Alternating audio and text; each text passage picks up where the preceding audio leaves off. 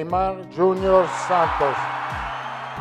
Carlo Ancelotti নেইমারের নাম উচ্চারণ করেই বাধ্য হলেন থেমে যেতে। মিউজিয়াম অব টুমরোতে বাঁধভাঙা উল্লাস ছড়িয়ে পড়ল।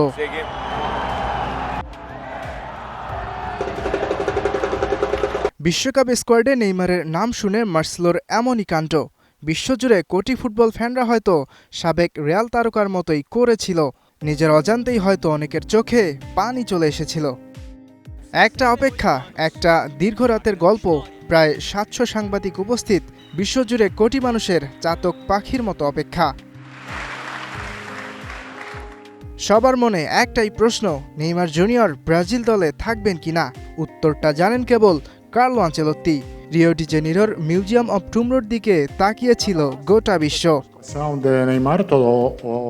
আমরা সারা বছর ধরে নেইমারকে পর্যবেক্ষণ করেছি এবং দেখেছি যে শেষ পর্যায়ে সে ধারাবাহিকভাবেই খেলেছে এবং তার শারীরিক অবস্থার উন্নতি হয়েছে। আমরা বিশ্বাস করি সে একজন গুরুত্বপূর্ণ খেলোয়াড় এবং এই বিশ্বকাপে একজন মূল খেলোয়াড় হবে।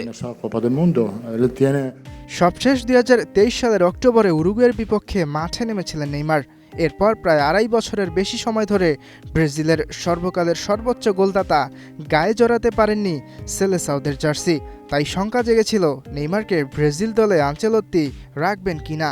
তবে সেই শঙ্কা দূর হলো। ৫ বারের বিশ্ব চ্যাম্পিয়নদের পোস্টার বয় মাতাবেন আরও একটি বিশ্বকাপ।